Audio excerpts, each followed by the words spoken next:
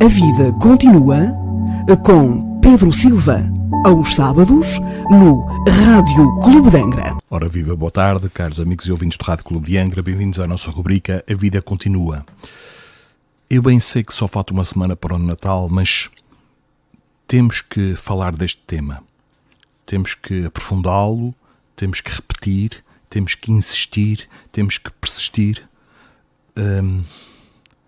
objetivando a saúde mental e física, em especial dos nossos jovens, e não só. Vamos falar um pouco mais sobre a dependência química. Eu sei e repito que falta apenas uma semana para o Natal, mas este tempo é um tempo de reflexão. Então, peço-vos a todos que reflitamos todos sobre isto, para que, quanto mais esclarecidos estivermos, melhor preparados estaremos para fazer face a esta que é também uma pandemia destruidora, muito destruidora. Vamos falar então um pouco sobre a dependência química. Nós vivemos hoje, caros amigos e ouvintes, num mundo cheio de crises, nas mais diversas áreas. Situação que não poderia ser diferente, tendo em vista que estamos a vivenciar um tempo de transição no qual quaisquer tipos de valores deverão ser aferidos na chamada separação que fala no Evangelho, separação entre o trigo e o joio, possibilitando o desaparecimento daquilo que não mais interessa para a evolução planetária. Assim, só restarão os princípios e os elementos imprescindíveis para viabilizar o mundo de regeneração terão populado no movimento espírita.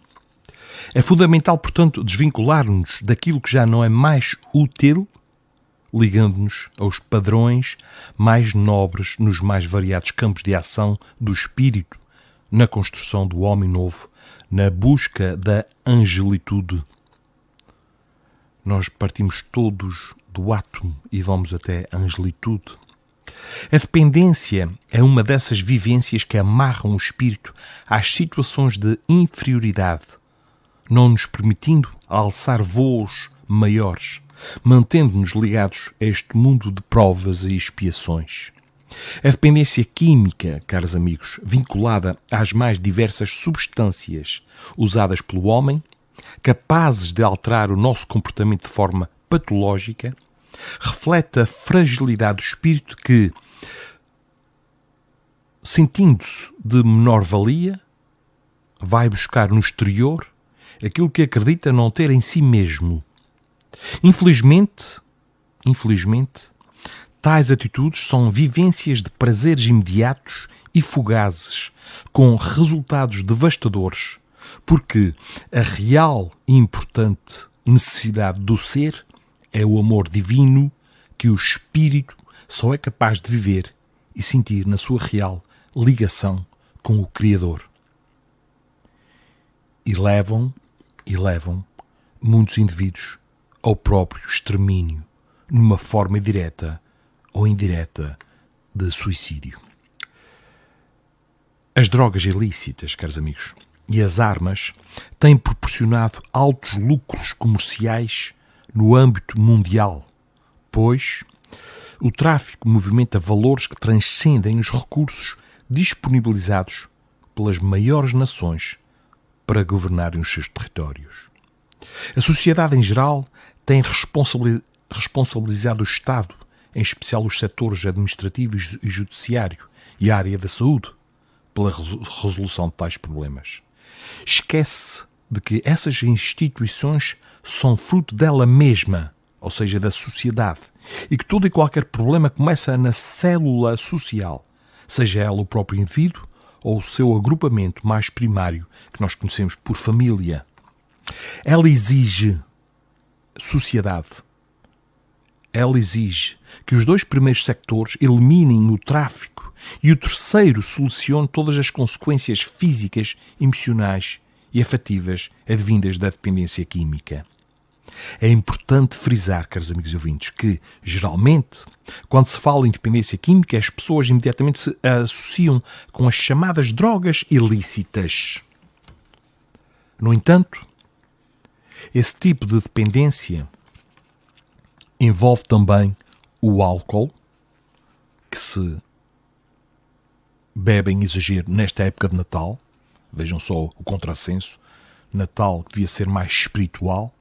Consome-se muito álcool nesta época. Portanto, estas drogas também envolvem o álcool, o tabaco e os medicamentos psicotrópicos, em especial os barbitúricos, os ansiolíticos e determinados xaropes e as anfetaminas, então, que nós sabemos que são medicações usadas para inibir o apetite e para tratar a hiperatividade. Na realidade, caros amigos, as drogas que causam os problemas mais graves de saúde pública mundialmente não são as consideradas ilícitas.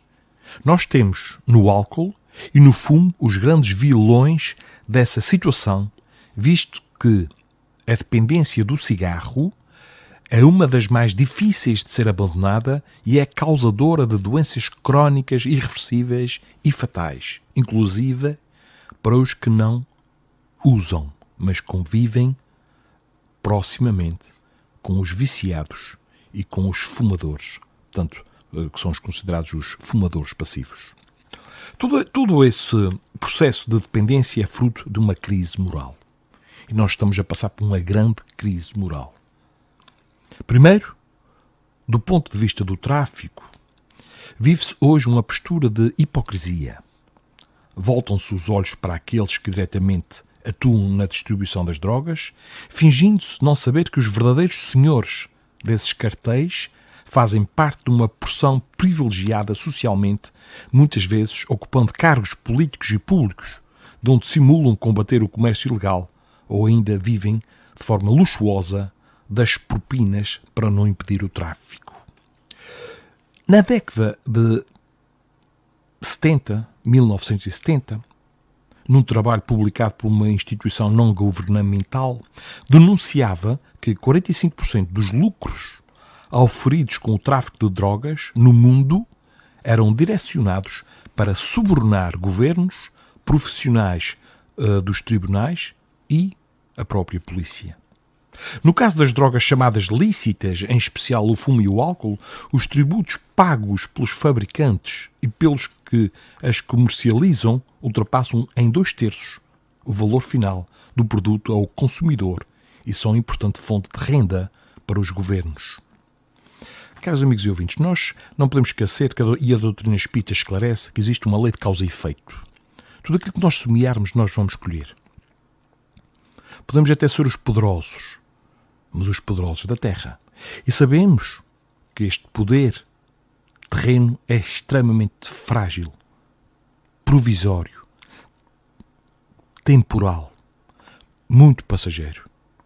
Porque o verdadeiro poder é o poder moral. E isso nós encontraremos quando partirmos, quando deixarmos este corpo físico. Portanto, convém termos esta consciência de começarmos a alterar hábitos enquanto há tempo. Enquanto há tempo. Pois colheremos tudo aquilo que nós semearmos. E vão ver que o poder que a hora pensamos de ter é tão frágil, é tão efêmero. Ambos os valores, quer das drogas ilícitas, quer das lícitas, andam na casa dos bilhões de dólares em todo o mundo, ultrapassando o produto interno bruto da maioria dos países. É querer acreditar muito que essa casta de pessoas que vivem desse tipo de comércio abrirá a mão por si mesma dos imensos ganhos que a sustenta. Se a sociedade não se organizar e atuar nos pontos reais dessa situação, vai-se continuar na mesma condição até que haja uma intervenção do mundo superior. Do mundo superior. E estou aqui a falar do mundo superior moralmente estabelecido. Certamente que vai haver uma intervenção do mundo superior com consequências muito mais profundas que estas da pandemia.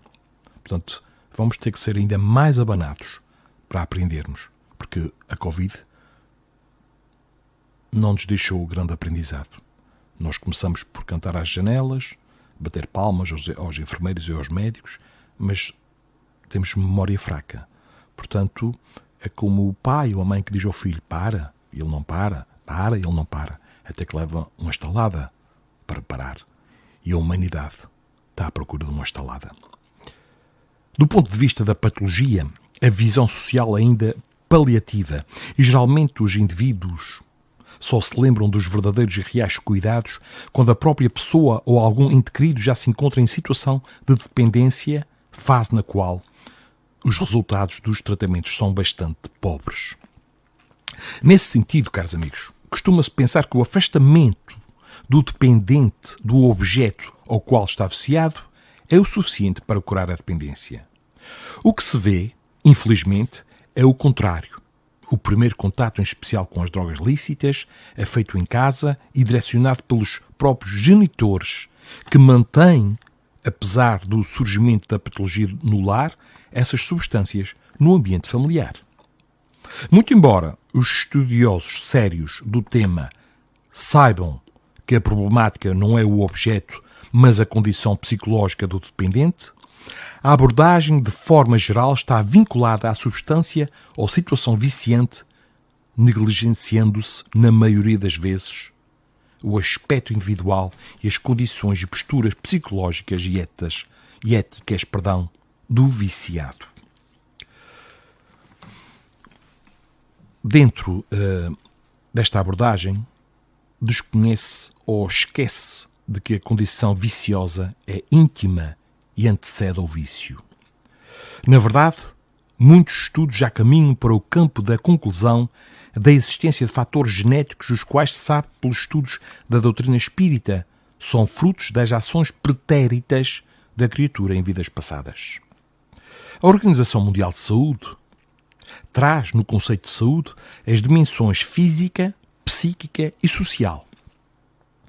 E nós acrescentamos a elas a dimensão espiritual, lembrando que, na perspectiva espírita, temos a essência espiritual, ou o espírito propriamente dito, e o seu corpo espiritual, denominado pelo codificador da doutrina, Allan Kardec, de perispírito, que serve de molde para o corpo físico e é o que Paulo de Tarso chamava de corpo espiritual. A viciação é uma doença espiritual, como descrito anteriormente, e é fruto da insegurança do ser. Um posicionamento anómalo da criatura na sua caminhada, durante a qual o desejo de transcendência sai do lugar verdadeiro, que é a sua realidade íntima, no encontro com o seu Criador, e se encaminha para objetos ou situações externas, as quais se caracterizam pela possibilidade de um prazer fugaz e imediato, mas sem condições de levá-lo ao crescimento necessário. Tudo o que cai do céu, tudo o que se consegue sem esforço, não é grande coisa. Prazer este incapaz de alimentar o espírito de forma adequada, pois o nosso verdadeiro alimento é o amor divino.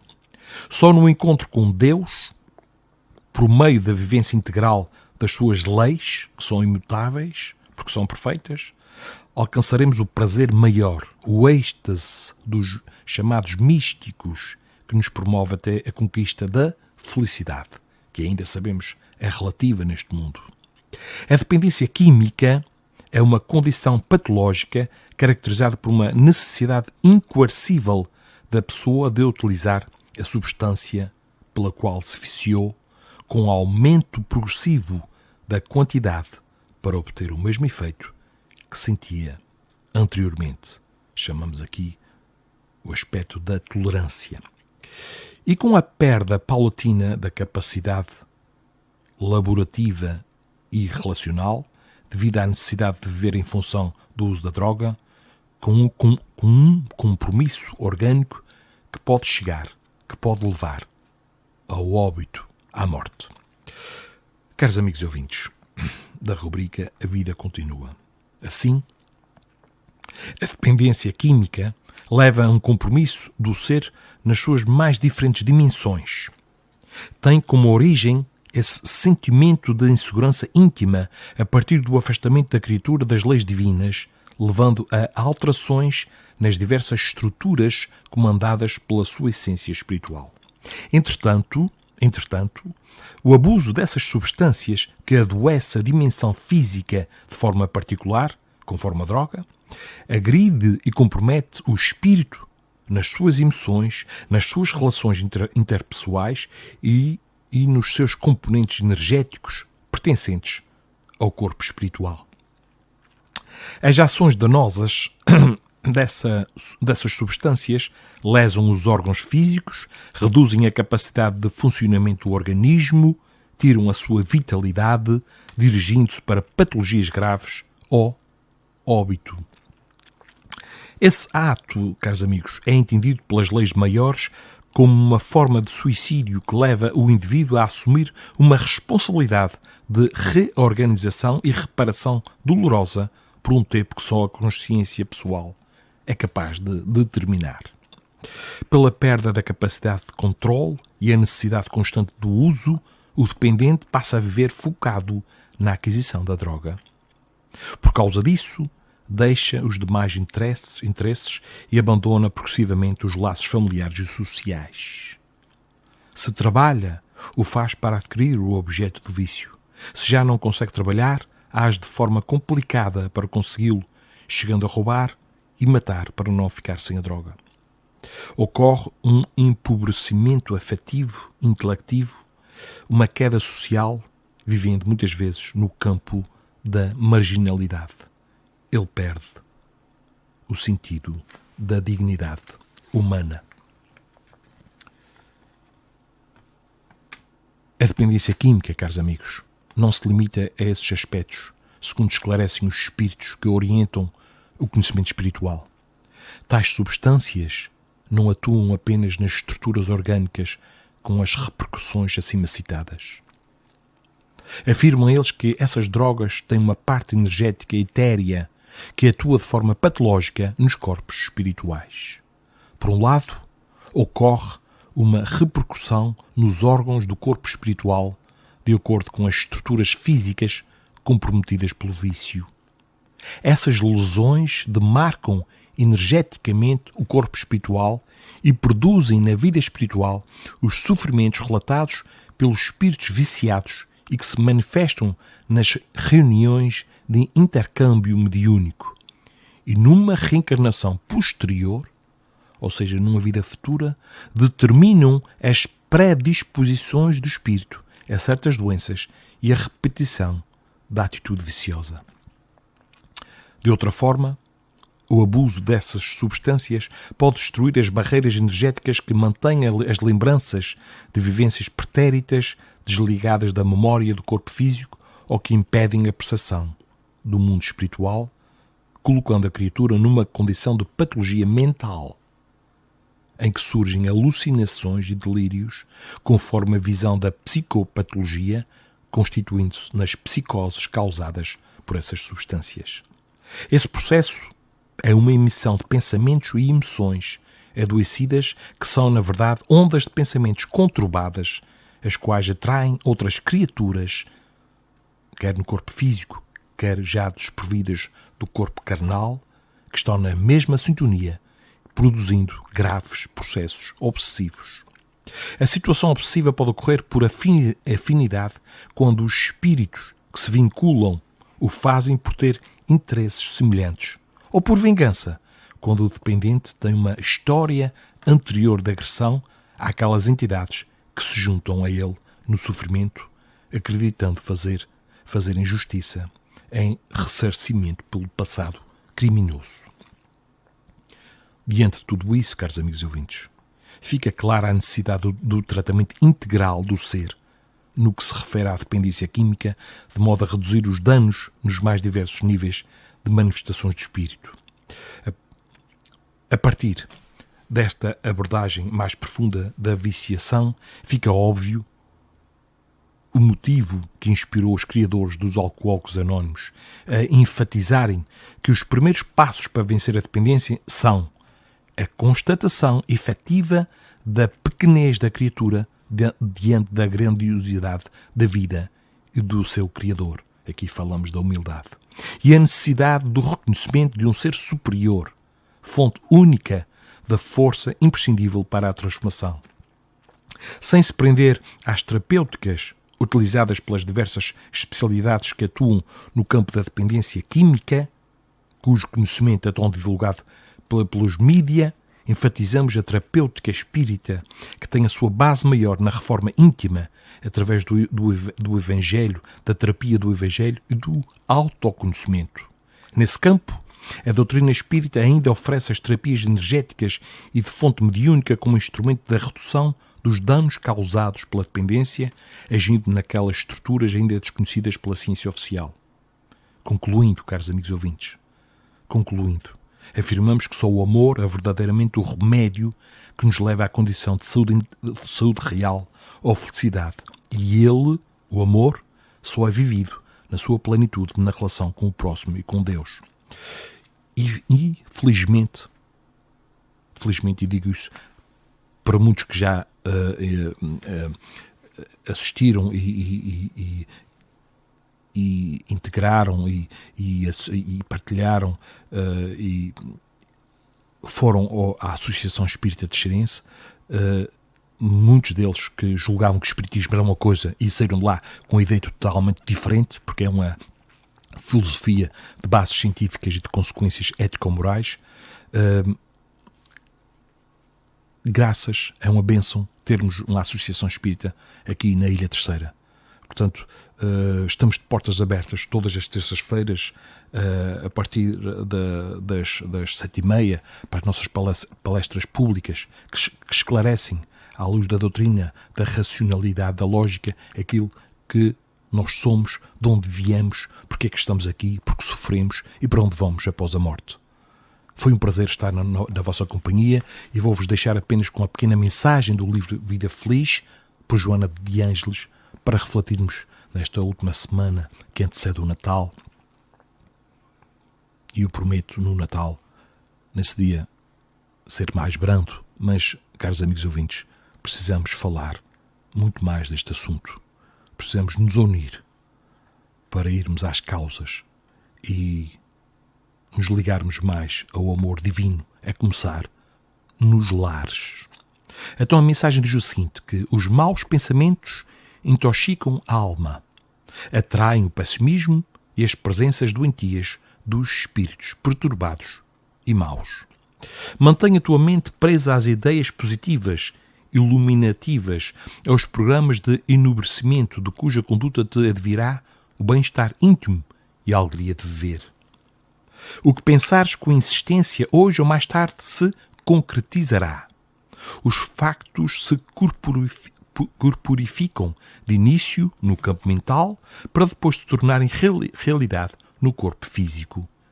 Pensa no bem e banha-te com a luz do amor. Agora sim, caros amigos ouvintes, ficamos por aqui. Não se esqueçam de darem o primeiro passo em direção à vossa própria felicidade. Marcamos encontro então para o próximo sábado, que será já sábado de Natal. E até lá fiquem com um forte e apertado abraço aqui do Pedro Silva. Um bem-aja para todos vós. Muita saúde. A vida continua com Pedro Silva, aos sábados, no Rádio Clube de Angra.